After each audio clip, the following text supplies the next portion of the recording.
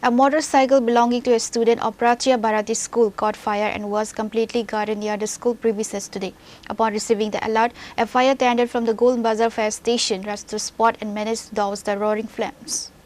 Investigators revealed that the motorcycle did not have any registration number plate, which has raised suspicion. It remains unclear whether the fire was triggered by a technical short circuit or if it was an act of deliberate arson. The local authorities are investigating the cause of the incident.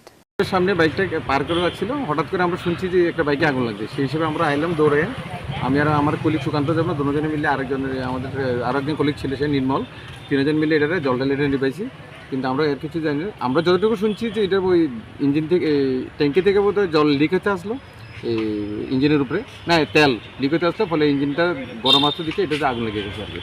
তো ফলে আমরা নিয়ে রাখছি, এরপরে police call করেছে, fire service call করেছে, fire service আইছি, police আইছি, আমরা দেখতে পাচ্ছি। আমরা গোলবাজার ফায়ার স্টেশন থেকে আইছি, আওয়ানোর সময় শুনলাম যে একটা বাইকের মধ্যে একটা আগুন লাগছে। তো আমরা দৌড়াই আইলাম, আইয়া দিই যে মালিক কে এখনও কেউ আমরা পাইলাম না। দিই যে মানে বাইকের নাম্বারও নাই, কি বাইক এটাও বোঝা যাইতেছে না। কিন্তু আয়া দেখলাম তো মানে আগুন অলরেডি নিবাইছে পাবলিকে মনে। তো এরপরেও আমরা তো একটু জল টল দিয়ে দিচ্ছি। Bureau Report, Chini Khorang.